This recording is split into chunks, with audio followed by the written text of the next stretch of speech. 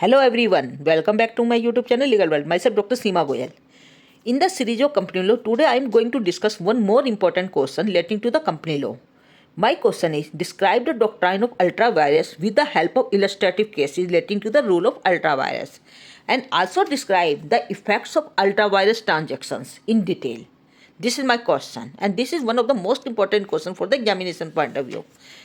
If we talk about the ultra-vires acts, we can say that a company can't go beyond the powers expressly or impliedly conferred upon it by its statute or the memorandum of association. So a company can do whatever it is authorized by its object clause in the memorandum of association.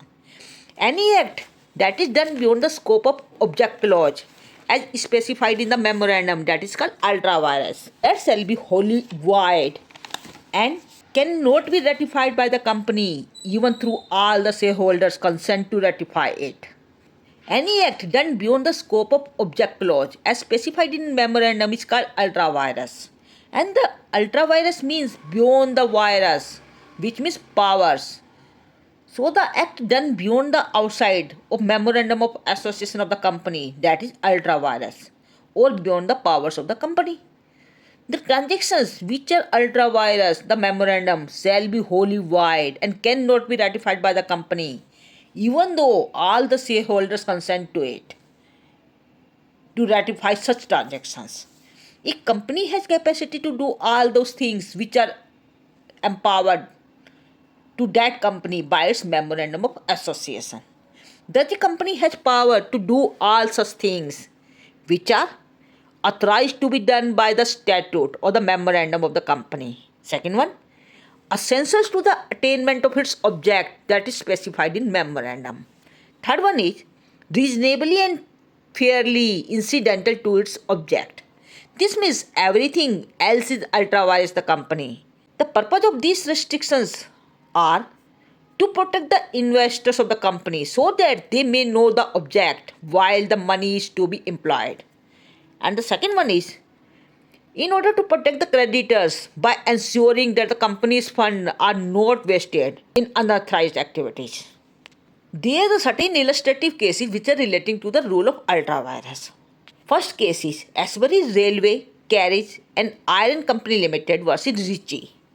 In 1875, in this case, the appellant company was incorporated with the object to carry on the business of mechanical engineering and general contractors. And in order to make a sale and land on hire railway carriages and wagons, and to purchase the lease work and sell the mines, minerals, land and buildings, the company entered into a contract with the Ritchie for the financing the construction of a railway line in Belgium. It is an act by the Ritchie for the breach of contract against the company. House of Lords held that the contract was ultra vires and hence it was void. So that was void ab initio, so that the whole body of the shareholders can't ratify it, as it was beyond the powers of the company and it was not mentioned in the memorandum of association.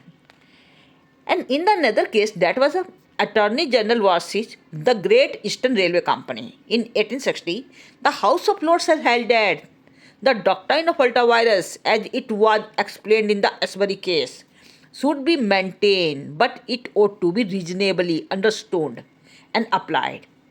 So a company can do all the acts which are necessary and incidental to the attainment of its object, that are explained in Memorandum of Association of the company. In India, the doctrine of ultra vires was firstly applied by the Bombay High Court in Jahangir R. Modi versus Ramji Ladha in 1867. Since then, this rule has been applied in number of cases. And the doctrine of ultra vires was firstly affirmed by the Supreme Court in the case of Swami Mudaliar versus Life Insurance Corporation of India by the Honorable Apex Court in 1968. In this case, the directors of the company were authorized to make the payments towards the charitable and any benevolent objects and for any general public and useful objects. In accordance with the shareholders' resolution, the directors paid 2 lakh rupees to a trust fund for the purpose of promoting the technical and business knowledge. Honorable Apex Court has held that the payment was ultra vires the company, as the directors could spend their money for the promoting of any such charitable objects as would be useful for the attainment of the company's own objects and not for the charitable or general objects which they chose. The next case, that is National Telephone Company versus St. Peter Mort Constables in 1900. A telephone company put up telephone wires in certain areas, and the company had no power to put up wires as it was not described in the memorandum. And the defendants cut down there and held that the company could sue for the damages to the wires. In the another case, that was Poster versus Gas Light and Coke Company. In 1925, in this case, a gas company was empowered to make the supply of gas, manufacture and sell residual arising from gas making and to provide such apparatus and material requisites for those purposes. And for this purpose, caustic soda was required. And after purchasing the caustic soda for a number of years, the company decided to manufacture its caustic soda. And it was held that it was ultra vires the company. To talk about the acts which are ultra vires the directors of the article, we can say that if the act of transaction which is ultra vires the directors but within the powers of the company, the shareholders can ratify it by resolution passed in general meeting of the company. Similarly, the acts which are ultra vires the article, the company can ratify it by altering the article by special resolution.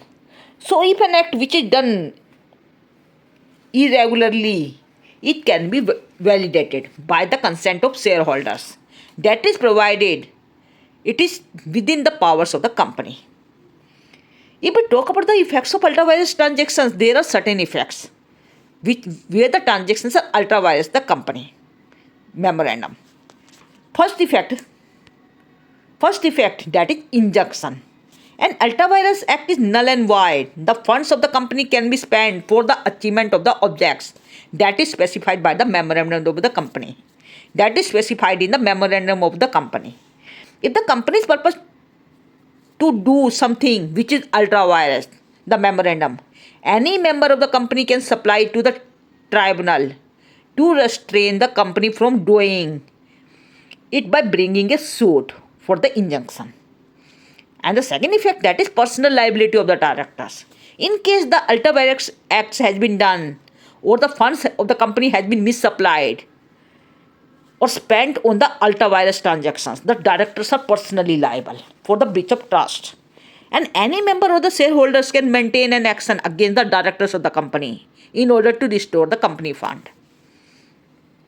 In the case of Jahangir R. Modi versus Samji Lodha, the Honorable High Court has held that the directors deliberately misapplied the funds of the company in ultra vires transactions, so the directors were held personally liable and held criminal action can be taken for the fraud.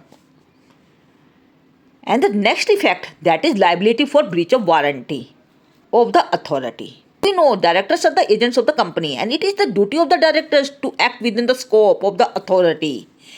If it exceeds its authority, he is personally liable for the breach of warranty of the authority. In the case of Weeks versus Porpart in 1873, applications were invited for a loan on deliberate. The directors had power to borrow up to 16,000, and the company had already exhausted this limit at the time of inviting applications. The plaintiff gave loan of $500 against the debenture. Court held that the loan could be ultra vires and not binding to the companies, and the directors were held personally liable. And the next effect, that is ultra vires contracts. A contract or an act which is ultra vires the company is called ultra vires contract, and that is void ab initio and has no legal effect. Even the consent of shareholders cannot make it valid, cannot ratify it, and the company can neither sue nor be sued on such contracts which are ultra vires the company. The case of Asbury Railway Carriage Company and Iron Company Limited, versus Ritchie, it was held by the Honorable Court that the contracts cannot be ratified even by whole of the body of the shareholders. Such a contract is absolutely void, which is ultra vires the company. And the next is ultra vires borrowing or lending. If a company takes ultra vires loans or the money is lent by the company which is not authorized to lend, the company can sue to recover it. And the next one is ultra vires torts. A company cannot be made liable for the torts committed by its employees unless it is so that the act is committed by them in the course of intra-virus activities and within the course of employment. If it is so, then only employees of the company can be held liable. And the next one is ultra vires acquired property. If a company's money has been spent in ultra vires purchasing the same property, the company's right over the property must be held secured. That the asset, though wrongfully acquired, represents the corporate capital. This was all about the ultra vires acts. Generally company को कहा जाता है कि वो सभी कार्य कर सकती है जो उसको मेमोरेंडम या आर्टिकल के द्वारा ऑथराइज किए जा रहे हैं। यदि कोई कंपनी अपने उद्देश्य क्लोज से परे हटकर कोई कार्य करती है जिसको मेमोरेंडम या आर्टिकल के द्वारा ऑथराइज नहीं किया गया है, ऐसे कार्यों को अल्ट्रा वायरस द कंपनी कहा जाता है। और इस तरह के कार्यों को इवन सभी शेयर होल्डर्स के द्वारा भी रेटिफाई नहीं किया जा सकता। इसका मतलब हम ये कह सकते हैं कि कंपनी केवल उन्हीं सभी कार्यों को करने के लिए पावर रखती है जिसको करने की पावर मेमोरेंडम या आर्टिकल के द्वारा उसे दी गई है। और यदि उससे परे हटकर वो कंपनी कार्य करती है तो ऐसी स्थिति में वो सब कार्य अल्ट्रा वायरस कहलाएंगे और वो सब कार्य शुरू से ही शून्य कहलाते हैं, वाइड कहलाते हैं। और बाकी कंपनी के शेयर होल्डर्स के द्वारा भी कंसेंट देने के बावजूद ऐसे कार्यों को रेटिफिकेशन नहीं दी जा सकती। अतः हम यह कह सकते हैं कि कंपनी वो सब कार्य कर सकती है जैसे कि नंबर 1 दैट इज ऑथराइज्ड, जहाँ पर कंपनी को मेमोरेंडम के द्वारा उसे ऑथराइज किया जा रहा है। ये सब कार्य उसके ऑब्जेक्ट क्लोज में दिए जाते हैं कि जो कंपनी किस उद्देश्य के लिए बनाई गई है और किस उद्देश्य के लिए वो कंपनी कार्य कर सकती है। सेकेंड वन, ऐसे वो सब कार्य जो मेमोरेंडम में दिए गए उद्देश्य को पूरे करने के पर्पज से जरूरी हैं, वो सब कार्य कंपनी करने के लिए ऑथराइज मानी जाती है। इसके अलावा वो सब कार्य जो कहीं ना कहीं उस कंपनी के उद्देश्य को पूरा करने से जुड़े हुए हैं और रीजनेबल हैं, ऐसे सब कार्य कंपनी करने के लिए ऑथराइज है। और यदि कंपनी इन सब कार्यों से परे हटकर कोई कार्य करती है जो उसके उद्देश्य में शामिल नहीं है, ऐसी स्थिति में ऐसे सब कार्यों को अल्ट्रा वायरस दी कंपनी कहा जाता है।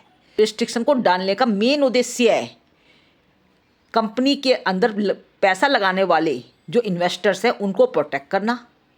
इसके अलावा उन इन्वेस्टर्स को ये पता होना चाहिए कि वो जिस कंपनी के अंदर इन्वेस्ट करने जा रहे हैं उसका मेन उद्देश्य क्या है। And the second one is to protect the creditors.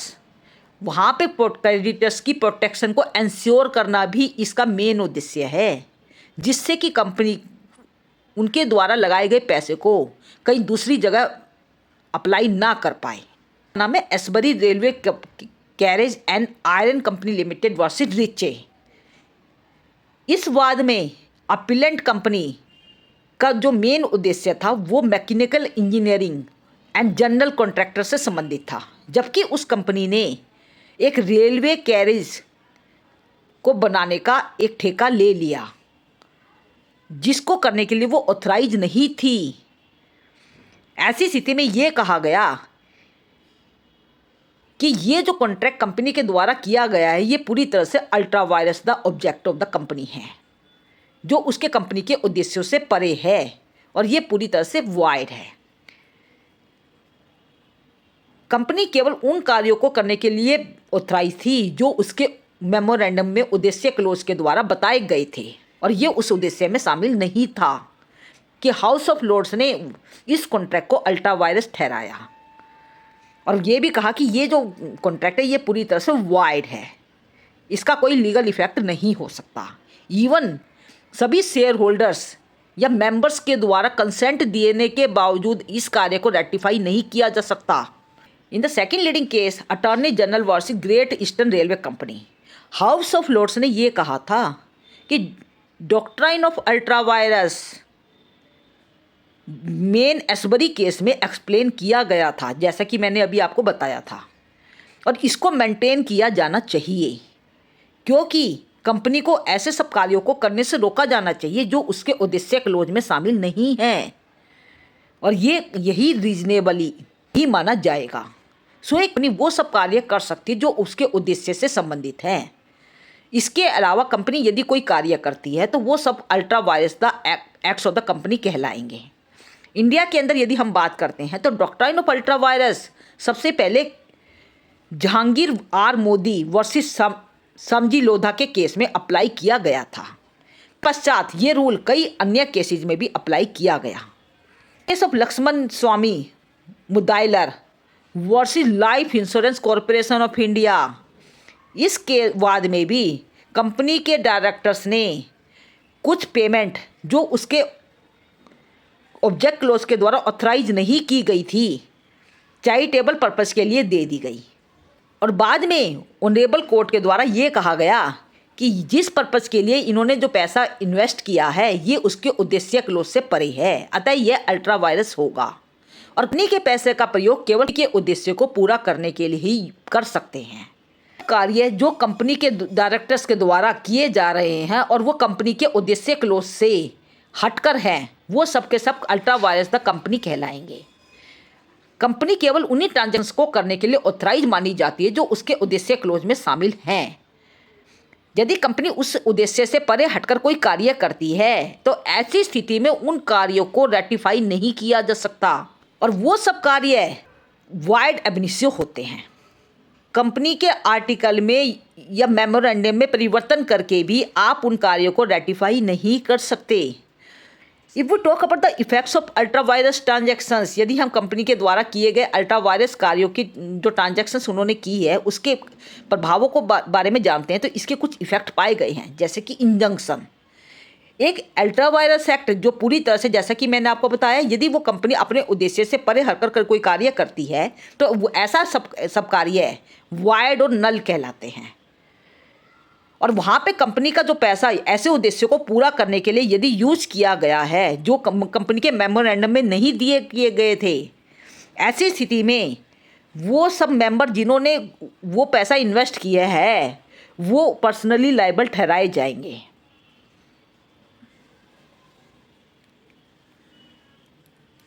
और वहाँ पर कोई भी मेंबर जो कंपनी का मेंबर है, कंपनी का शेयर होल्डर है, वो कोर्ट में जाके उसका हिसाब मांग सकता है। Second one is personal liability of the directors. ऐसे सब कार्यों के लिए जहां पर कंपनी का पैसा दूसरे अन्य उद्देश्य के लिए इन्वेस्ट किया गया है या मिस अप्लाई किया गया है, उन सब कार्यों के लिए डायरेक्टर्स को पर्सनली लाइबल ठहराया जा सकता है क्योंकि उन्होंने कहीं ना कहीं विश्वास का हनन किया है। और इसके संबंध में कोई भी मेंबर या शेयर होल्डर जाकर कोर्ट में वाद प्रस्तुत कर सकता है और कंपनी के डायरेक्टर से उस कंपनी के पैसे को रिस्टोर करने के लिए कह सकता है। And the third one is liability for the breach of warranty. Directors are the agent. जैसा कि हम जानते हैं कि कंपनी के डायरेक्टर्स कंपनी के एजेंट होते हैं और ये उनका कर्तव्य है कि वो कंपनी का पैसा कंपनी के कार्यों के लिए, कंपनी के उद्देश्य को पूरा करने के लिए ही इन्वेस्ट करें। यदि वो इस वारंटी का कहीं ब्रीच करते हैं, हनन करते हैं, ऐसी स्थिति में वो पर्सनली लायबल होंगे। For all the ultra vires contracts, ऐसे कॉन्ट्रैक्ट जो पूरी तरह से कंपनी के उद्देश्य क्लोज से परे हैं वो सबके सब अल्ट्रा वायरस होंगे और उनका कोई लीगल इफेक्ट नहीं होगा। और यहाँ तक कि कंपनी के सारे शेयर होल्डर्स मिलकर भी यदि वो उसके संबंध में सहमति दे दे तो ऐसी स्थिति में भी उनको रेटिफाई नहीं किया जा सकता, ना वही कंपनी के ऊपर उसके संबंध में वाद प्रस्तुत किया जा सकता है। जैसा कि Ashbury Railway Carriage and Iron Company Limited versus Riche के केस में डिसाइड किया गया था।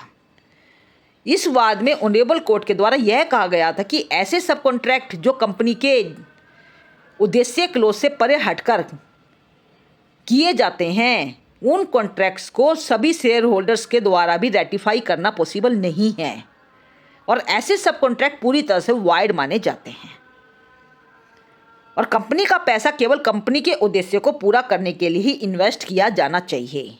ऐसे कोई भी अल्ट्रा वायरस एक्ट को करते समय यदि किसी भी कंपनी के एम्प्लॉइज़ के द्वारा कोई भी अपकृत्य कारित किया जाता है, ऐसी स्थिति में भी